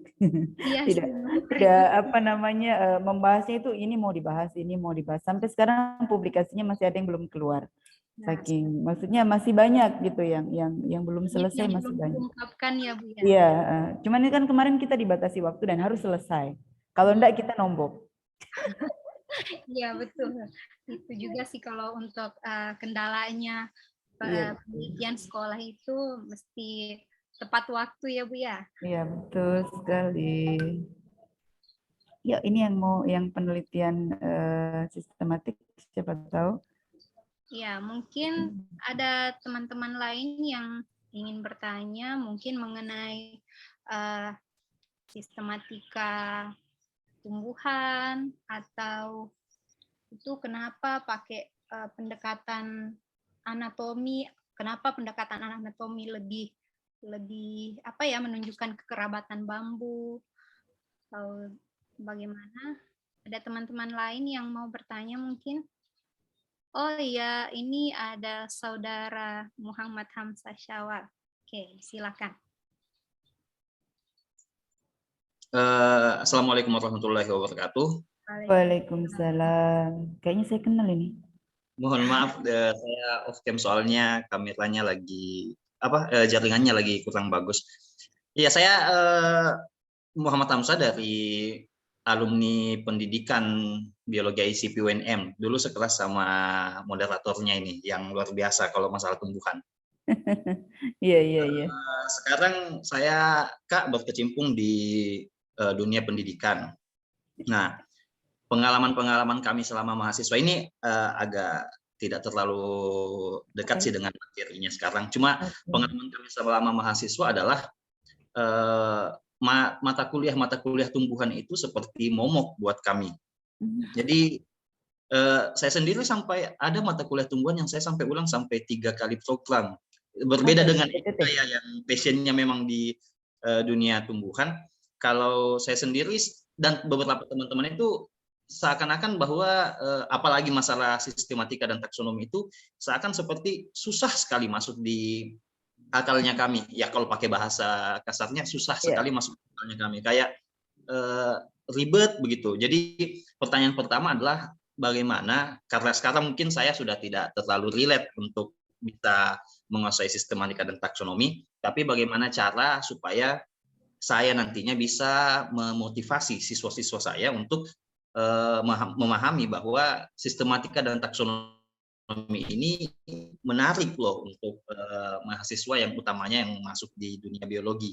Dan yang kedua adalah masalah penelitian-penelitian yang seperti ini di dunia tumbuhan. Bagaimana membuat penelitian ini bisa menjadi tepat guna untuk di dunia pendidikan, diaplikasikan di dunia pendidikan. Seperti bambu tadi kan. Jadi kami yang di dunia pendidikan itu karena cuma lihatnya di buku cetak yang diterbitkan oleh pemerintah misalnya, itu taunya ya bambu aja gitu. Tidak tahu sistematikanya, taksonominya ya itu saja. Jadi bagaimana membuat penelitian ini bisa jadi lebih tepat guna ke dunia pendidikan. Terima kasih Kak. Iya, sama-sama. Baik, langsung ya Ega ya. Iya Bu. Baik. Ini kebetulan sekali saya ditanya ya, saya ini lupa. 2 tahun yang lalu mahasiswa saya melakukan sebuah penelitian pengembangan. Jadi dia meneliti hasil penelitian bambu di NTT itu kemudian dia jadikan sebagai buku petunjuk praktikum untuk anak SMA. Ya, jadi itu nanti kalau diperlukan bisa saya kirimkan filenya. Nanti saya minta dulu sama mahasiswa saya, itu ada bambu yang dihasilkan oleh peneliti, sudah dipublish, kemudian dia cek lagi apakah yang sudah ditemukan oleh peneliti itu di kampungnya ada, kemudian yang ada di kampungnya, kemudian dia identifikasi dulu kan ya, yang ada di kampungnya, itu kemudian dia bentuk sebuah buku, kemudian buku itu yang dijadikan sebagai bahan ajar pada mata pelajaran keanekaragaman hayati kalau tidak salah. Nah itu. Di keanekaragaman hayati ada praktikum untuk anak SMA yang menggunakan buku petunjuk praktikum yang dia buat. Di situ tentang keanekaragaman bambu. Jadi jenis-jenis bambu yang ada di daerah setempat. Jadi dia mau mengajarkan tentang keanekaragaman, ya, tetapi dia menggunakan apa yang ada di sekitarnya. Jadi pada saat itu apa sajalah yang ada di sekitarnya. Kan kita meniru. Ada orang dari Papua pada saat itu meneliti juga keanekaragaman. Dia bilang siswa saya ini kurang paham kalau yang ada di buku, tanaman-tanaman yang ada di buku ini tidak ada di kampung begitu. Jadi kita tidak ngerti ini disebutnya ini, tapi anak-anak tidak tahu yang mana itu karena tidak bisa dilihat. Nah akhirnya dia buatlah, karena di Papua banyak anggrek katanya, jadi dia buatlah buku petunjuk praktikum untuk mendapatkan atau untuk bisa mengidentifikasi anggrek. Nah, ini mahasiswa saya juga begitu. Karena di kampungnya itu banyak sekali bambu, kemudian ragamnya juga beragam. Akhirnya dia buatlah buku identifikasi bambu untuk praktikum. Ya, banyaknya itu sekitar 7 kalau tidak salah. Ada 7 jenis bambu, itulah yang dia pakai. Akhirnya itu diterima oleh mereka, dan kita pakainya yang mudah-mudah saja, karakternya yang kelihatan. Kita tidak pakai karakter-karakter yang ribet, misalnya kalau yang cukup ribet di morfologi itu kalau sudah di bagian pelepah daun, ya, pelepah daun, ligula daun itu kan agak ribet ya. Jadi yang kelihatan saja morfologi, batang, bulu, ya, kalau di bambu itu bilangnya bulunya warna apa, berapa lingkar bulunya, kemudian berapa tinggi atau panjang antar buku, jadi panjang ruasnya, kemudian percabangannya menghadap kemana, kemudian seperti itulah pokoknya. Jadi yang mudah terlihat oleh anak sekolah gitu. Jadi itu secara aplikatif begitu. Jadi kalau betul tadi yang disampaikan, kalau misalnya sudah jadi guru begitu, paling yang dilihat kan yang di buku paket. Nah, tapi kemudian supaya bisa dikembangkan hasil penelitian itu, kita pakailah untuk membuat buku petunjuk praktikum. Seperti itu barangkali kalau dari saya. Mungkin bisa Pak gurunya ini nanti bisa dibaca, ya, itu hasil penelitiannya mahasiswa saya, model bukunya barangkali bisa diterapkan. Di mana Ki mengajar? Mana tadi yang bertanya? Di Polewali Mandar. Itu di Polman, ya. Di Polman itu lumayan banyak ya bambu sepertinya. Tapi sepertinya kalau ragam saya mulai pusing ini yang ditanya, mulai pusing ya. Karena tidak suka sistematik sepertinya. Memang disampaikannya tidak suka sistematik. Jadi bambu ya bambu. Betul ya? Jadi kalau itu bisa diadopsi, misalnya bisa diadopsi tentang jenis-jenisnya saja, kemudian diperlihatkan bukan hanya bambu. Misalnya kita lihat ada tanaman apa yang ragamnya banyak, itu bisa barangkali digunakan sebagai model untuk praktikum anak-anak. Oh ternyata ini kelihatannya sama tapi tidak sekeluarga. Oh yang ini berbeda tapi sekeluarga. Itu kan tujuannya untuk seperti itu saja, yang simpel-simpel. Saya kira gitu, Dek.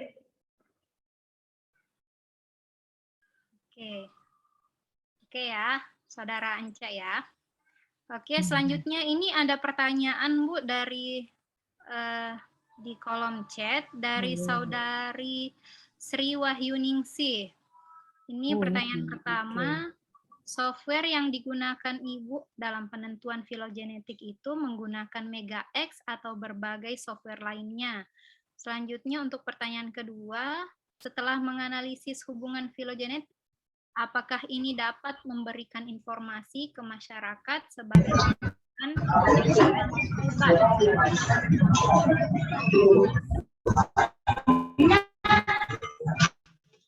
Oke.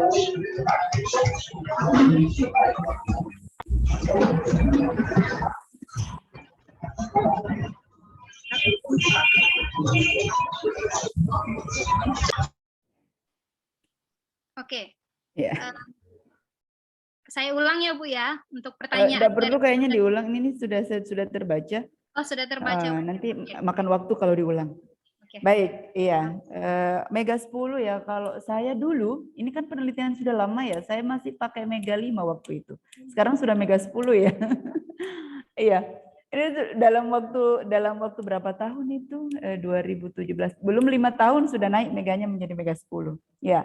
Kalau sekarang Mega 10 memang. Kemarin terakhir saya membuat filogeni itu Mega 10. Tapi yang tadi saya buat itu masih pakai Mega 5. Apakah pakai yang lain? Tidak. Kalau misalnya untuk filogeni saya pakai Mega 10 saja. Kalau misalnya nanti analisis yang lain baru saya pakai yang lain. Misalnya kalau apa ya? Kan nanti itu ada haplotype. Kemudian yang apalagi tuh yang membuat struktur. Ada juga yang pakai SPSS itu kalau yang struktur yang lainnya. Cuman yang kalau untuk filogeni hanya Mega 5.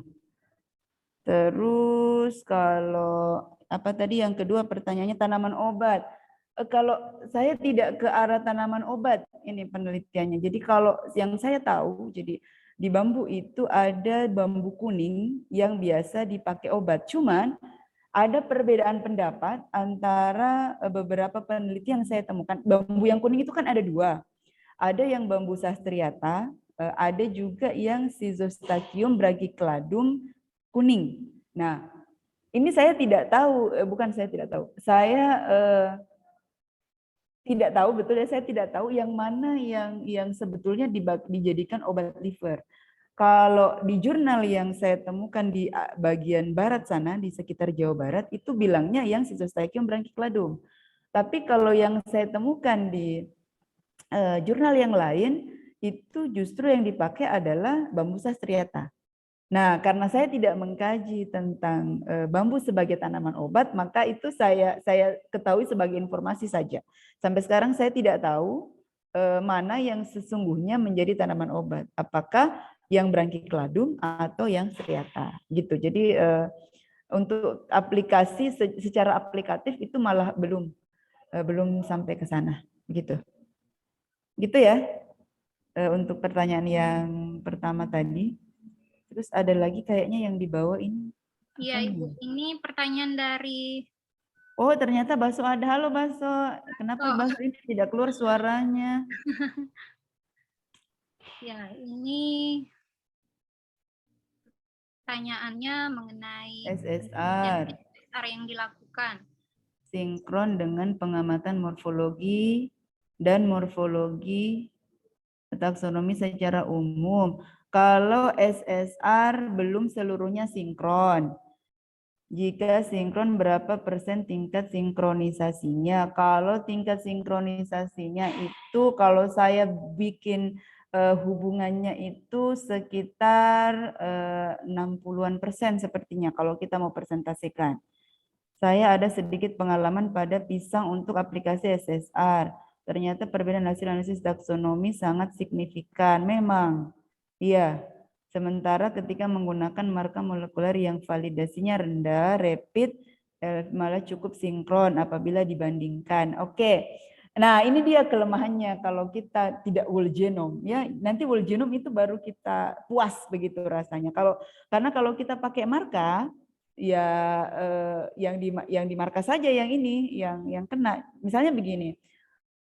Baso bisa saja menggunakan primer SSR yang tidak cocok untuk pisang tak, misalnya. Untuk pisangnya orang lain boleh jadi marka itu cocok, tapi untuk pisang yang kita pakai, yang kita teliti, boleh jadi marka itu tidak cocok, begitu. Nah, demikian juga RLV dengan RAPD-nya. Padahal kalau kita melihat rapid itu memang sepertinya sudah jauh ditinggalkan, tetapi kalau memang itu bagus untuk sampel yang kita pakai, ya memang tepat. Ada beberapa teman saya juga seperti itu. Dia pakai rapid itu malah bagus. Gitu. Dia pakai RFLP bagus. Tapi pas pakai ITS, seperti saya pakai ITS, itu tidak dapat. Gitu. Tidak bisa dapat yang dia cari kan sesungguhnya sebenarnya begini, pada saat kita penelitian itu tidak ada yang kita cari sebetulnya ya, kita tidak boleh punya tendensi untuk menyatakan bahwa ini benar atau ini salah, tetapi kita ingin mencocokkan itu dengan data yang sudah ada, cocok enggak ini dengan yang sudah dilakukan oleh peneliti-peneliti sebelumnya gitu. Jadi kalau memang karakter yang digunakan berbeda, itu biasanya memang hasilnya berbeda. Tetapi harapan kita kan tidak begitu. Harapan kita apa yang sudah dilakukan oleh peneliti ini hasilnya cocok. Bahwa hasil penelitian morfologis itu sejalan dengan molekular. Tapi ini karena kita pakai marker, pakai marka ya. Kalau kita pakai marka itu memang kadang-kadang kelemahannya di situ. Saling tidak cocok. Sama dengan yang saya pakai. Saya pakai SSR itu 4 marka. 4 marka itu sudah saya pilih sebenarnya. Aslinya itu di dalam jurnal yang saya lihat itu ada 10 marka yang dia pakai. Tapi yang bagus di penelitian, hasil penelitiannya orang itu pada bambusa itu hanya 4 itu. Nah, tapi sampai di bambu saya, nah malah hanya ada 1 yang bagus begitu. Jadi itu balik lagi, ini nanti masih banyak misteri. Kalau kita bekerja dengan molekular itu sebenarnya memang masih banyak misteri dan itu harus kita ikuti. Karena kalau kita tinggalkan, siapa lagi yang akan meneliti itu kalau bukan kita? Kita sudah nyemplung ceritanya di dalam situ, sudah ada di dalam situ, kita lanjutkan saja. Ya, daripada ya kita ke sana kemari, kembali lagi terus tidak dapat apa-apa. Oh iya, signalnya tidak mendukung. Ya, betul. Sampai ketemu di dunia nyata ini Baso sangat jarang ketemu sebetulnya. Saya ketemu Baso 1 kali apa 2 kali ya? Baik. Oke, ini ya. Oke. Cukup saya kira untuk Baso. Oke. Terima kasih atas pertanyaannya Kak Baso. Kita buka 1 pertanyaan lagi. Untuk pertanyaan terakhir mungkin. Oh ya, terakhir. Ya, pertanyaan terakhir. Waktu kita mungkin sisa 2 menit lagi ya sebelum ditutup. Oke, ada lagi. Oh, ini yang raise hand Lili Darlian ya. Oke, silakan Ibu Lili Darlian. Ya, baik. Assalamualaikum warahmatullahi wabarakatuh. Waalaikumsalam warahmatullahi wabarakatuh. Salam kenal Ibu Alin. Ya Bu, salam kenal Ibu Lili. Ya, saya kebetulan dosen di FKIP UHO, Universitas Halu Oleo Kendari, jurusan Pendidikan Biologi. Iya Bu. Ya, jadi saya juga dapat informasi terselenggaranya webinar ini dari info WA Group. Kebetulan saya alumni Universitas Hasanuddin. Oh iya. Tahun angkatan 93. Dari Prof. Oslan ya? Ya, dari Prof. Oslan. Ya, jadi saya juga sangkatan dengan Prof. Tati. Oh iya. Ya, dosen saya satu itu letting. Bu. Ya. Ya, betul. Jadi menarik sekali tadi apa yang sudah disampaikan terkait dengan hasil disertasi Ibu. Dan berdasarkan juga pengalaman kami di FKIP Universitas Halu Oleo, jadi memang sudah ada beberapa mahasiswa yang pernah melakukan penelitian tentang keanekaragaman bambusa ini yang ada di Sulawesi Tenggara, tetapi masih sebatas morfologinya saja, jadi hanya tingkatan itu saja sehingga bisa membedakan antara jenis yang satu dengan yang lain.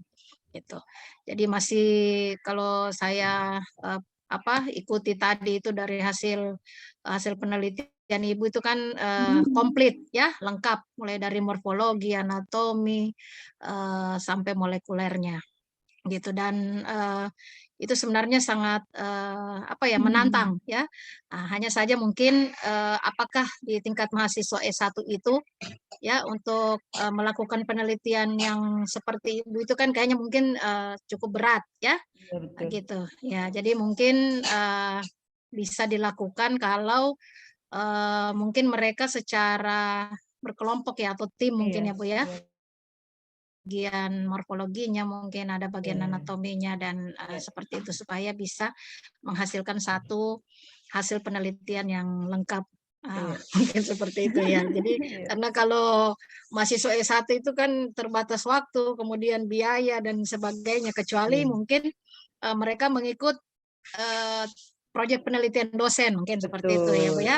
Baru bisa kita minimalisir kendala-kendala tersebut. Nah, sekarang yang menjadi pertanyaan saya, kebetulan saya ini kan lagi lanjut S3 Bu di Universitas Salud Oleo.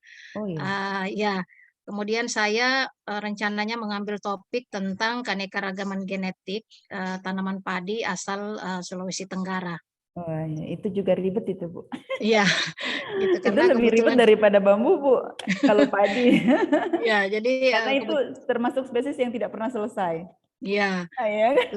ya, dan selalu orang penasaran gitu. Jadi Iya. banyak penelitian-penelitian tentang itu dan memang belum pernah tuntas gitu. Iya. Jadi apakah metode yang Ibu sampaikan tadi itu bisa berlaku juga untuk jenis-jenis tanaman yang lain? Mungkin itu Bu yang ingin saya sampaikan. Terima kasih. Iya. Assalamualaikum warahmatullahi wabarakatuh. Waalaikumsalam warahmatullahi wabarakatuh. Jadi saya cerita sedikit Bu ya. Jadi bersamaan dengan penelitian saya ini ada penelitian saya, teman saya yang juga meneliti pisang. Nah, kita metodenya yang kita pakai juga lumayan sama. Jadi morfologi juga, anatomi juga, mikromorfologi juga, kemudian molekuler juga. Tetapi hasilnya itu tidak sama, Bu. Saya itu kaya sekali dengan data bambu ya, bambu dalam hal ini kaya sekali dengan data anatomi, tetapi di pisang tidak demikian. Nah, jadi ini kan ceritanya padahal sama-sama monokotil Bu ya. Nah, kalau ini bambu dengan padi ya saya juga kurang tahu Bu. Nah, ini nanti bisa terjawab dari koleksi jurnal. Ibu, kalau menurut saya ini saran sih sebenarnya. Kalau saya kan gegabah Bu ya, kemarin itu saya bilang, saya cobalah. Ini kan metodenya belum pernah dipakai di bambu yang ATS. Saya cobalah, siapa tahu saya bisa menghasilkan yang bagus. Gitu. Padahal kalau kita jarang menemukan publikasi tentang itu, ini sebuah pertanda sebetulnya ini memang orang enggak minat ke arah sini sepertinya. Harusnya kita tidak gegabah begitu. Jadi dari awal itu saya dapat sekuen kloroplas itu malah lebih banyak untuk di bambu. Bahkan ada primer-primer khusus itu yang di kloroplas. Cuman saya pikir waktu itu kalau saya menggunakan kloroplas belum banyak, ya memang belum data yang bisa saya kumpulkan itu belum banyak. Kemudian saya harus merancang primer tertentu dan itu belum ada. Kalau ITS kan kita pakai primer universal, kemudian sudah jelas yang mau kita sekuen yang mana kan seperti itu. Nah, kalau ini saya sarankan Ibu koleksi jurnal yang banyak, yang mana marka atau penanda yang paling banyak digunakan, pendekatan yang paling banyak digunakan, itu yang coba Ibu saring. Jangan sampai kita ambil anatomi karena dibilang anatomi katanya lebih dekat, itu ternyata berlaku untuk bambu tapi tidak berlaku di padi. Jangan sampai seperti itu ya, itu yang kita khawatirkan. Tetapi kalau ada banyak yang sudah melakukan penelitian seperti itu, nah itu mungkin bisa Ibu ambil dengan satu asumsi, boleh jadi saya menemukan sesuatu yang baru. Seperti trikom yang saya temukan itu kan sesuatu yang baru karena di bambu trikom seperti itu ada, tetapi di bambu itu untuk pertama kalinya ditemukan. Nah, demikian juga dengan karakter, misalnya kalau Ibu mau coba ke karakter kimiawi, ya itu juga lebih menantang kalau di padi. Kenapa? Karena dia makanan, begitu. Jadi apakah jenis padi yang ini, padi yang ini itu memang secara kimia sama atau tidak? Ya. Nah, kalau ada orang yang kemudian menyeletupi sama, jika kan sama-sama beras, misalnya seperti itu. Sama saja itu sama-sama beras, tapi kan tidak seperti itu. Penelitian itu kalau belum dilakukan, kita tidak bisa berasumsi apa-apa, kita tidak bisa menjawab apa-apa, kecuali ada landasan yang mendahulunya. Saya dulu dosen saya paling benci kalau saya menyampaikan sesuatu, saya bawa paper, kemudian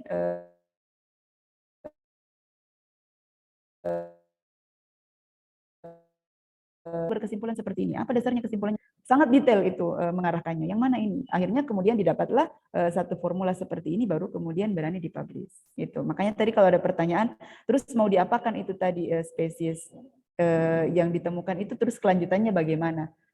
Itu kelanjutannya harus diteliti lagi. Untuk dia betul-betul menjadi new species, itu saya harus konfirmasi lagi dengan semua sampel yang ada di herbarium, semua publikasi yang terdahulu, semua karakter itu harus dikonfirmasi lagi untuk memastikan bahwa dia memang new species. Barangkali dia hanya plastisitas kan, bisa jadi dia karena dia terpisah dari komunitasnya di di pulau utama, kemudian dia terpisah, lalu dia memiliki karakter khusus, tetapi hanya plastisitas morfologis, secara morfologis berbeda, tetapi sesungguhnya tidak begitu.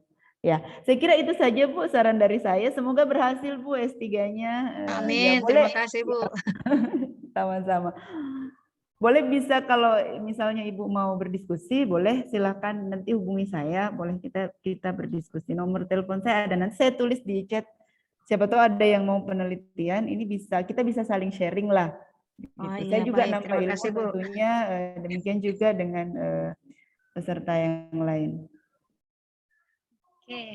Oke, baik, itu tadi seluruh penjelasan dari Ibu Alin. Semoga ilmu yang di-share, dibagi dari Kak Alin tadi itu bisa bermanfaat bagi teman-teman sekalian. Sebelumnya saya akan simpulkan untuk materi Kak Alin ini. Yang pertama, bambu itu memiliki banyak ragam. Jadi bambu yang kita kenal itu banyak ragamnya. Dan dari hasil penelitian yang dilakukan dari Ibu Alin, ada 3 jenis kandidat spesies baru, tapi belum diungkapkan. Itu selanjutnya untuk penelitian tumbuhan secara umum, dibedakan antara taksonomi, sistematika, dan biosistematika. Pendekatan taksonomi yang dilakukan untuk penelitian bambu Kak Alin ini yaitu menggunakan karakter morfologi, anatomi, mikromorfologi, dan ultrastruktur, serta sistematika molekuler. Namun, untuk karakter yang paling dekat penelitian bambu ini digunakan karakter anatomi.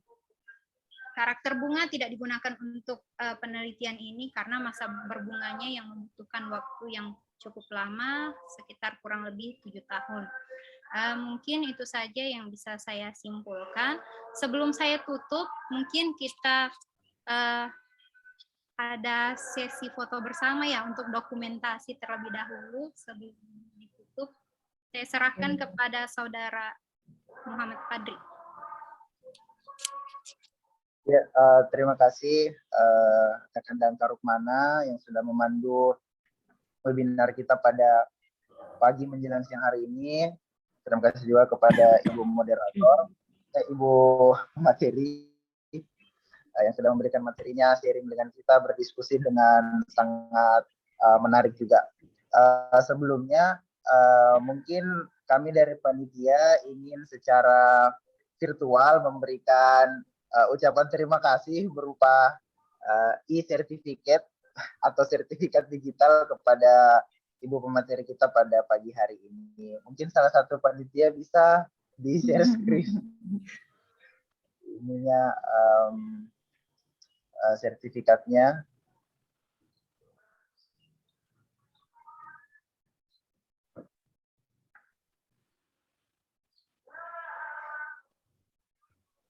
Oh, yuk. Ya, jadi dengan ini saya serahkan dengan resmi secara virtual sertifikat apresiasi dari kami Ikatan Alumni Program Studi Biologi Universitas Negeri Makassar periode 2021-2025 kepada Dr. Aliniana SSI MSc atas kesediaannya menjadi narasumber kita di webinar pada pagi hari ini. Mohon diterima Ibu. Terima kasih, cantik sekali sertifikatnya. Gedung apa namanya itu? Gedung kupu-kupu ya? Iya, gedung kupu-kupu. Gedung kupu-kupu. Ya. Oke. Selanjutnya kita beralih ke agenda terakhir, sesi dokumentasi atau foto bersama. Mohon kepada partisipan bisa menyalakan atau mengaktifkan kamera di perangkatnya masing-masing agar bisa di capture. Dan kepada Dinda Agung mungkin share screen-nya bisa ditutup dulu, dan pada teman-teman kita coba ya ambil gambar.